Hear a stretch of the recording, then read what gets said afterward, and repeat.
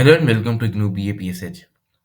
आज हम BPH 174 का यूनिट नंबर 3 देखने वाले हैं, जिसका टाइटल है अप्रोचेस टू सस्टेनेबल डेवलपमेंट। कि सस्टेनेबल डेवलपमेंट को अचीव करने के लिए हम कौन कौन सी अप्रोचेस का यूज कर सकते हैं। आज इसका पार्ट 1 होने वाला है, जिसमें हम इंडस्ट्रियल सेक्टर अप्रोच तक के टॉपिक्स को कवर करेंगे। बाकी टॉपिक्स को नेक्स्ट वीडियो में कवर किया जाएगा। तो इंट्रोडक्शन देखते हैं। तो इंट्रोडक्शन में हमें ये बताया गया है कि जो सस्टेनेबल डेवलपमेंट है वो 1970s में एमर्ज होता है। ठीक है, 1970s में जो सस्टेनेबल डेवलपमेंट नाम का कॉन्सेप्ट होता है वो आने लगता है, पर ये वर्ल्ड वाइड अभी एक्सेप्ट नहीं किया जाता है। ठीक है, लेट 1980s में कहीं जाके जो ये कंसेप्ट है सस्टेनेबल डेवलपमेंट का, वो एक सेंट्रल पॉइंट बनता है डेवलपमेंट डिस्कोर्स का। जब WCED अपना एक पेपर जारी करता है, अपनी एक रिपोर्ट जारी करता है, जिसका नाम होता है अवर कॉमन फ्यूचर, जहां पर वो सस्टेनेबल डेवलपमेंट गोल्स को अचीव करने की बात करता है।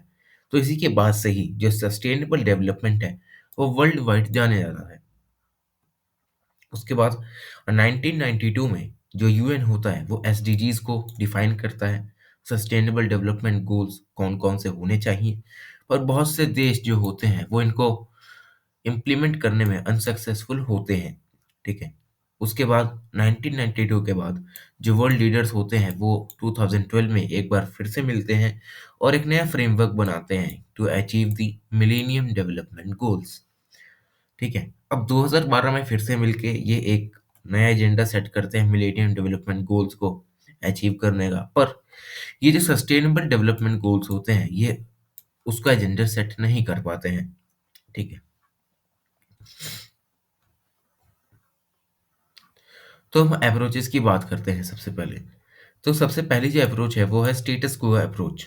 ठीक है, जो सपोर्टर्स हैं स्टेटस को अप्रोच के, वो ये मानते हैं कि हमें किसी भी अप्रोच में ना कोई फंडामेंटल चेंज करने की ज़रूरत नहीं है। ठीक है, और ये मानते हैं कि कोई ऐसी प्रॉब्लम नहीं होती जिसको सॉल्व करना इम्पॉसिबल हो। पर ये मानते हैं कि चेंजेस चाहिए, चेंजेस आर रिक्वायर्ड, पर हमें कुछ बेसिक एडजस्टमेंट्स करके भी उनको पॉसिबल कर सकते हैं। ठीक है, हमें पूरा जो डिसीजन मेकिंग जो प्रोसेस है उसमें चेंज करने की कोई ज़रूरत नहीं है। ठीक है, और जो फंडामेंटल्स हैं इस अप्रोच के वो हैं more growth will lead to sustainable development and support decision of governments. अब सबसे पहला जो इसका फंडामेंटल है वो ये कहता है कि हमें ज़्यादा से ज़्यादा ग्रोथ करनी है, जिससे कि सस्टेनेबल डेवलपमेंट को हम अचीव कर सकें और गवर्नमेंट के डिसीजंस को सपोर्ट कर सकें। टैक्सेशन को रिड्यूस करें। ठीक है, अगर टैक्स रिड्यूस होगा तो जो लोग हैं वो अच्छे से यहाँ पर अपना कंट्रीब्यूशन दे पाएंगे सस्टेनेबल डेवलपमेंट को अचीव करने के लिए। तो यहाँ पर टैक्सेशन को भी रिड्यूस करने की बात की गई है। उसके बाद the best means of to achieve sustainable development are increased information, changing values, new technologies and innovations. अब ये कुछ ऐसी बातें बताते हैं स्टेटस को अप्रोच वाले कि जिनको फॉलो करके हम सस्टेनेबल डेवलपमेंट को अचीव कर सकते हैं। वो सबसे पहले ये कहते हैं कि इन्फॉर्मेशन को इंक्रीज करो, लोगों को अवेयर करो। ठीक है, अब लोगों तक अगर ये इन्फॉर्मेशन पहुंच गई कि सस्टेनेबल डेवलपमेंट हमारे लिए कितना ज़रूरी है, तो लोग अपने आप ही उसमें कंट्रीब्यूट करेंगे। ठीक है, वैल्यूज़ को चेंज किया जाए। ठीक है, नई नई टेक्नोलॉजीज लाई जाए, इनोवेटिव टेक्नोलॉजीज लाई जाए, जिससे कि जो सस्टेनेबल डेवलपमेंट है हम उसको अच्छे से अचीव कर सकें। The reduced role of governments will lead to the emergence of green capitalists who will indulge in corporate citizenship and ethical business to achieve sustainable development. अब ये भी कहते हैं कि स्टेटस को वाले कि गवर्नमेंट्स का जो रोल है उसको भी रिड्यूस किया जाए। ठीक है, अब इससे होगा क्या कि जो ग्रीन कैपिटलिस्ट हैं, ठीक है, जो इंडस्ट्रियलिस्ट हैं बड़े बड़े जिनके पास पैसा है, वो आएंगे, कोऑपरेट करेंगे, ठीक है, लोगों के साथ, और एक एथिकल बिजनेस शुरू करेंगे ताकि जो सस्टेनेबल डेवलपमेंट है हम उसको अचीव कर सकें। उसके बाद increase in good governance on the one hand and reduction in corruption on the other will help in reaching closure to sustainability. अब स्टेटस को वाले ये भी कहते हैं कि गुड गवर्नेंस को हमें बढ़ावा देना चाहिए। ठीक है, पर उसी के साथ साथ करप्शन को भी रिड्यूस करना चाहिए। ठीक है, करप्शन एक बहुत बड़ा एक तरीके से हम कह सकते हैं कि स्पीड ब्रेकर बनता है किसी भी पॉलिसी को इम्प्लीमेंट करने के लिए, क्योंकि अगर बीच में ही जो सारी मॉनेटरी फंड है, ठीक है, जिस भी तरह का कोई पैसा है, अगर वो बीच में ही खत्म कर दिया जाएगा तो जो पॉलिसी है वो अच्छे से कभी इम्प्लीमेंट नहीं हो सकेगी। तो स्टेटस क्वो वाले ये भी कहते हैं कि करप्शन को हमें रिड्यूस करना चाहिए ताकि हम सस्टेनेबिलिटी के करीब आ सकें। उसके बाद नई नई टेक्निक्स का यूज करना चाहिए, जैसे कि इन्वायरमेंटल इम्पैक्ट असेसमेंट, ठीक है, बेंटेक, ठीक है, जो कि best available techniques, not entailing excessive cost, cost benefit benefit analysis, ठीक है, ये सब कुछ टेक्नोलॉजीज हैं जिसका यूज करके हम सस्टेनेबल डेवलपमेंट को अचीव कर सकते हैं। तो जो सपोर्टर्स होते हैं सस्टेनेबल डेवलपमेंट के, सॉरी, स्टेटस क्वो के, उनका कोई स्ट्रॉन्ग कमिटमेंट नहीं होता, ठीक है, टेक्नोलॉजी को लेकर, ठीक है। उनका स्ट्रॉन्ग कमिटमेंट इन्वायरमेंटल सस्टेनेबिलिटी को लेकर तो होता है कि हमें इन्वायरमेंट को प्रोटेक्ट करना है, पर ये टेक्नोलॉजी को ये ऐसा मानते हैं कि टेक्नोलॉजी कभी भी नेचर को रिप्लेस नहीं कर सकती, ठीक है। तो ये टेक्नोलॉजी को कहीं ना कहीं बुरा मानते हैं इन्वायरमेंटल सस्टेनेबिलिटी के लिए। पर ऑल्दो ये जो अप्रोच है वो एक्नॉलेज की गई है वर्ल्ड बैंक द्वारा, ठीक है, वर्ल्ड बैंक ने इसको एक्नॉलेज किया है, जिससे कि जो पॉवर्टी है उसको रिड्यूस किया जाता है और पॉलिसी अप्रोच में कुछ बदलाव लाए जाते हैं। तो ये हुई बात स्टेटस क्वो अप्रोच की। उसके बाद आता है कम्युनिटी कैपेसिटी बिल्डिंग अप्रोच। तो जो ये सीसीबी अप्रोच है उसमें ये होता है कि नॉलेज बेस जो है इंडिविजुअल्स का, पॉपुलेशंस का, उनको इंक्रीज किया जाए जो कि पॉवर्टी लाइन के नीचे रह रही है, क्योंकि ये पुअर लोग होते हैं, उन्हें कुछ भी पता नहीं होता कि जो आज जिस तरह का हमारा इन्वायरमेंट है वो आगे जाकर ऐसा नहीं रहने वाला, ठीक है, उसके सारे रिसोर्सेज एक्सप्लॉइट हो चुके होंगे, ठीक है, रिसोर्सेज की शॉर्टेज होगी, तो ये सब नहीं पता रहता। तो इससे अगर इंफॉर्मेशन बेस बढ़ेगा इन लोगों का जो कि पॉवर्टी लाइन के नीचे रह रहे हैं, तो वो भी अवेयर बनेंगे, ठीक है, वो भी अपना कहीं ना कहीं कंट्रीब्यूशन दे सकते हैं सस्टेनेबल डेवलपमेंट के लिए।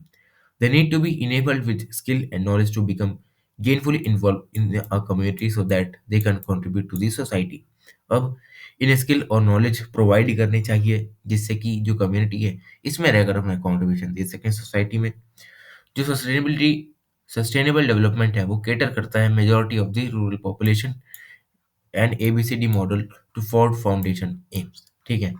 अब जो सस्टेनेबल डेवलपमेंट है वो जो रूरल पॉपुलेशन है उसको केटर करता है और साथ ही साथ एक एबीसीडी मॉडल का भी फॉलो करता है जिसका एम होता है एक्वायर डेवलप्ड इम्प्रूव और transfer across the generations the building of assets, ठीक है। तो ये एबीसीडी अप्रोच है जिसका मकसद होता है कि सस्टेनेबल डेवलपमेंट को हम कैसे कम्युनिटी कैपेसिटी बिल्डिंग अप्रोच से अचीव कर सकते हैं। तो जो एबीसीडी मॉडल है वो 3 डोमेन्स में हम अप्लाई कर सकते हैं। सबसे पहला आता है हमारा रिसोर्सेज। अब जो भी फाइनेंशियल रिसोर्सेज हैं, नेचुरल रिसोर्सेज हैं, जैसे कि फॉरेस्ट और वाइल्ड लाइफ, इनको सस्टेनेबल लाइवलीहुड्स प्रोवाइड करना चाहिए, क्योंकि ये जो चीज़ें होती है ना उनका कल्चरल और इन्वायरमेंटल इम्पोर्टेंस बहुत ज़्यादा होता है, ठीक है। किसी कल्चर में फॉरेस्ट की पूजा की जाती है, ठीक है, फॉरेस्ट का भगवान माना जाता है, तो इसीलिए जो फॉरेस्ट है उनकी कल्चरल इम्पोर्टेंस है, ठीक है, साथ ही साथ उनकी इन्वायरमेंटल भी इम्पोर्टेंस है। इसको हमें सस्टेनेबल लाइवलीहुड प्रोवाइड करने चाहिए ताकि ये सब बचा रहे। उसके बाद आता है सोशल सोशल बॉन्ड्स जो कि है, तो जो कम्युनिटी में लोग रहते हैं उनमें किसी ना किसी तरह का बॉन्ड होता है, ठीक है, बॉन्ड से ही जो सोसाइटी है वो वर्क कर पाती है। तो जो सोशल बॉन्ड्स और कम्युनिटी रिलेशनशिप्स हैं जो उनको क्या करना चाहिए, उनको इन्वेस्टमेंट को एनकरेज करना चाहिए ताकि कम्युनिटी में इन्वेस्टमेंट आए, जो कि जो पुअर लोग हैं कम्युनिटी में जो रह रहे हैं उनको प्रोवाइड की जाए ताकि उनको नॉलेज मिले, उनको स्किल्स मिले, एम्प्लॉयमेंट अपॉर्चुनिटीज मिले। तो ये सब सोशल बॉन्ड्स में आता है। थर्ड है हमारा ह्यूमन एसेट्स। अब जो ह्यूमन एसेट्स हैं it refers to the skills in the individuals, कि जो भी इंडिविजुअल है उनमें कौन सी स्किल्स हैं, ठीक है, उसको हम ह्यूमन एसेट्स कह जाते हैं, जिसके यूज करके वो एम्प्लॉयमेंट को गेन कर सकता है, वेजेस गेन कर सकते हैं इन रूरल एरियाज। तो हमने देखा कि एबीसीडी मॉडल में क्या होता है कि मेजॉरिटी ऑफ रूरल पॉपुलेशन को केटर किया जाता है, तो यहाँ पर भी यही कहा गया है कि रूरल एरियाज में जो भी लोग हैं उनको एम्प्लॉयमेंट दिया जाए, ठीक है, लाइवलीहुड चलाने के लिए वेजेस दी जाए। तो इस मॉडल के अंदर बहुत सारी एक्टिविटीज और ऐसे प्रोग्राम्स हैं जो कि सक्सेसफुल लॉन्च हुए हैं, सस्टेनेबिलिटी ड्राइव्स, ठीक है। फॉर एग्जांपल अगर हम बात करें कि एक ऐसी क्लीनिंग ड्राइव कि एक टाउन है, वहां पर हमें कुछ जो प्लास्टिक है, गंदा पड़ा प्लास्टिक, हमें उसे इकट्ठा करना है, तो हम क्या करेंगे कि वहां पर एक कंटेनर को इंस्टॉल कर देंगे और लोगों को कहेंगे कि जो जितना प्लास्टिक इसमें डालेगा हम उसको पैसे देंगे। इससे होगा क्या, लोगों को पैसा मिल जाएगा और साथ ही साथ इन्वायरमेंटल क्लीन हो जाएगा और इस प्लास्टिक को रिसाइकिल करके दोबारा रीयूज भी किया जा सकता है। तो ये सब ऐसे कुछ प्रोग्राम्स हैं। तो इन सभी के बाद जो यूनाइटेड नेशंस होता है वो अपना एक पेपर जारी करता है जो कि है न्यू एजेंडा, ठीक है, regarding the SDG sustainable development goals के लिए। इसमें ये बताया गया है कि जो मोस्ट वल्नरेबल पीपल हैं उनको हमें सबसे पहले एम्पावर करना चाहिए, क्योंकि ये जो लोग होते हैं ये लिटरेट बहुत कम होते हैं, ठीक है, लिटरेसी इनमें बहुत कम होती है। अब लिटरेसी नहीं होगी, इन्हें पता ही नहीं होगा कि सस्टेनेबल डेवलपमेंट है क्या, ठीक है, तो ये आगे जाकर कैसे कंट्रीब्यूट कर सकेंगे सोसाइटी में। तो इसमें यही बताया गया है, वल्नरेबल को सबसे पहले हमें एम्पावर करना चाहिए, ठीक है। और जो वल्नरेबल सेक्शन है लोगों का उसमें कौन कौन इंक्लूडेड है, तो इसमें है सबसे पहले चिल्ड्रन, यूथ और पीडब्ल्यूडी यानी पर्सन्स विद डिसेबिलिटीज। तो जो नया एजेंडा है, जो न्यू एजेंडा है, वो कहता है कि यूएन को लोकल अथॉरिटीज और कम्युनिटीज के साथ साथ वर्क करना चाहिए ताकि जो ह्यूमन सेटलमेंट्स हैं, ठीक है, हम उनको रिन्यू कर सकें, प्लान कर सकें अच्छे से, ताकि जो कम्युनिटी कोहेशन है वो बना रह सके, पर्सनल सिक्योरिटी हो, जिससे कि इनोवेशन और एम्प्लॉयमेंट भी बढ़ सके। उसके बाद आती है हमारी इंडस्ट्रियल सेक्टर अप्रोच। तो इस इंडस्ट्रियल सेक्टर अप्रोच में ये बताया गया है कि कैसे इंडस्ट्री और बिजनेस का इंपॉर्टेंट रोल होता है एसडीजीज को अच्छे से इम्प्लीमेंट और अचीव करने के लिए, ठीक है। अब इसमें भी स्पेसिफिकली अगर हम बात करें तो यहाँ पर प्राइवेट जो कंपनियां होती हैं, प्राइवेट इंडस्ट्रीज जो होती हैं, उनको यहाँ पर इंपॉर्टेंस दी जा रही है, ठीक है, क्योंकि प्राइवेट जो इंडस्ट्रीज होती हैं वो प्रॉफिट मोटिव पर काम करती हैं और प्रॉफिट मोटिव पर काम करने वाली प्राइवेट सेक्टर ज़्यादा पैसा कमाती है। तो इसीलिए प्राइवेट सेक्टर को एक ऐसा पार्टनर के रूप में देखा जाता है जो कि कंट्रीब्यूट कर सकता है बहुत सारी मल्टीपल वेज में डेवलपमेंट को अचीव करने के लिए, जैसे कि इकोनॉमिक ग्रोथ को स्टिमुलेट करना, जॉब क्रिएट करना, इन्वेस्टमेंट और फाइनेंस प्रोवाइड करना, रिसोर्सेज और उनकी नॉलेज को शेयर करना, ठीक है, ताकि जो इनोवेटिव सॉल्यूशंस हैं ग्लोबल चैलेंजेस के लिए वो हम बना सकें। तो ये सब प्राइवेट सेक्टर की कुछ फंडामेंटल्स में आता है। तो जो एसडीजीज होते हैं वो ये कहते हैं कि जो भी ग्लोबल चैलेंजेस है उनके लिए हमें वर्ल्ड एफर्ट्स बनाने चाहिए, वर्ल्ड एफर्ट्स करने चाहिए, जैसे कि क्लाइमेट चेंज के ऊपर सबको एक साथ आना चाहिए, water management, sanitation, equitable education, ये जो सभी कॉन्सेप्ट्स हैं इनको वर्ल्ड लेवल पर रेज किया जाना चाहिए, ठीक है। इसमें जो प्राइवेट सेक्टर है उसके पास एक कैपेबिलिटी है कि इन सभी को कमर्शलाइज कर सके, ठीक है, ताकि जो सस्टेनेबल डेवलपमेंट गोल्स हैं हम उन्हें अचीव कर सकें। और जो सस्टेनेबल इंडस्ट्रियल डेवलपमेंट है उसका मतलब होता है कि जो भी बिजनेस और इंडस्ट्री है उसको अपने प्रोडक्शन स्ट्रक्चर्स को एडजस्ट करना चाहिए, ठीक है, जिससे कि जो इंडस्ट्रियल पॉलिसी है इन्वायरमेंट को लेके उसमें कुछ बेसिक चेंज आ सके, ठीक है। And increased interrelationship among the environment, industrial policies and promotion of role of industry is an important basic element of SID. तो इसलिए हमें जो है इंडस्ट्रियल पॉलिसीज में इन्वायरमेंट को ध्यान रखते हुए प्रोडक्शन करना चाहिए, क्योंकि इंडस्ट्री और एनवायरमेंट के बीच में इंटर रिलेशनशिप है, उससे जो इंडस्ट्री है उसका रोल ज़्यादा बढ़ता है, ठीक है, जो कि इसका बेसिक एलिमेंट है। हमने ऊपर भी देखा था कि जो इंडस्ट्रीज हैं उनके पास एक कैपेबिलिटी होती है कि वो सस्टेनेबल डेवलपमेंट को अच्छे से फैसिलिटेट कर सके, ठीक है। वही है कि इसका एक सस्टेनेबल इंडस्ट्रियल डेवलपमेंट का एक बेसिक एलिमेंट है।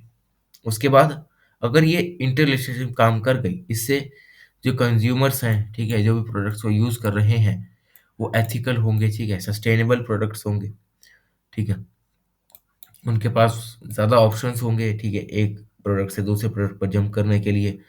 और इसमें जो कंपनियां होंगी वो भी अपना प्रॉफिट कहीं ना कहीं ढूंढ ही लेंगी। ठीक है। There is immense scope in the development of efficient and innovative energy technologies. अब इससे होगा क्या कि इसमें स्कोप बढ़ जाएगा, ठीक है, डेवलपमेंट का और इनोवेटिव एनर्जी टेक्नोलॉजीज का। इससे रिडक्शन होगा ग्रीन हाउस गैसेस एमिशंस में और वेस्ट में। अब इन दोनों चीज़ों में अगर रिडक्शन हो गया तो सस्टेनेबल जो डेवलपमेंट है वो आराम से अचीव किया जा सकता है। ठीक है। उसके बाद हम ये देखते हैं कि जो सस्टेनेबल डेवलपमेंट गोल्स हैं उन्हें हम कैसे अचीव कर सकते हैं through the industrial sector approach. इसमें दो मेन डोमेन्स बताए गए हैं। सबसे पहला है रिस्पॉन्सिबल एंटरप्रेन्योरशिप। अब यूएन के अकॉर्डिंग जो कंपनियां हैं वो अपने ऑपरेशंस को मैनेज करें, इकोनॉमिक ग्रोथ को मेंटेन करके रखने के लिए, कॉम्पिटिटिवनेस को मेंटेन करके रखने के लिए, ताकि जो इन्वायरमेंटल प्रोटेक्शन पर जो यूएन का फोकस है वो बना रहे और एक सोशल रिस्पॉन्सिबिलिटी है सोसाइटी में कि हमें भी अपना कोई कंट्रीब्यूशन देना है। तो ये सब आता है रिन्यूएबल एंटरप्रेन्योरशिप में।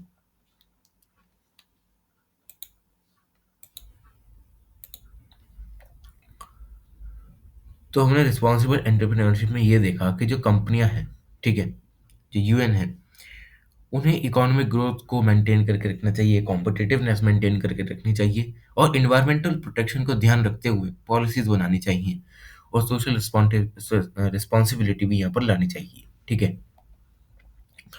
उसके बाद आता है इको एफिशिएंसी। अब रिस्पॉन्सिबल एंटरप्रेन्योरशिप जहाँ पर इको एफिशिएंसी है बिजनेस स्ट्रेटजीज में वो बहुत ही इंपॉर्टेंट रोल प्ले करती है। जैसे कि जो कॉम्बिनेशन होता है इकोनॉमिक और इन्वायरमेंटल एस्पेक्ट्स का वो हम अच्छे से यहाँ पर देख सकते हैं। ठीक है। जो इको एफिशिएंसी होती है उसमें ये होता है कि जो नॉन रिन्यूएबल रिसोर्सेज हैं उनका कम से कम यूज़ करना है, वेस्ट को कम से कम जनरेट करना है। ठीक है। इससे होगा क्या कि जो सर्विस इंटेंसिटी होगी गुड्स एंड सर्विसेज की वो भी बढ़ जाएगी। इससे इन कंपनियों को फ़ायदा मिलेगा, ठीक है, इन इंडस्ट्रीज़ को फ़ायदा मिलेगा। तो ये सब हमारे लिए इतना इम्पोर्टेंट नहीं है, सब रिपीटेटिव कंटेंट है सारा। तो जो यूएन है वो ये स्टेट करता है कि जो इंक्लूसिव और सस्टेनेबल इंडस्ट्रियलाइजेशन है हमें उसको प्रमोट करना चाहिए, जो कि एक की है सस्टेनेबल डेवलपमेंट को अचीव करने के लिए। इसमें इंडस्ट्रियल डेवलपमेंट को बहुत ज़्यादा स्ट्रेस दिया गया है, उसको क्रिटिकली इंपॉर्टेंट बताया गया है डेवलपिंग कंट्रीज़ के लिए, क्योंकि जो डेवलपिंग कंट्रीज़ हैं उनका मेजर सोर्स इकोनॉमिक ग्रोथ का वो है इकोनॉमिक डाइवर्सिफिकेशन और वैल्यू एडिशन। ठीक है।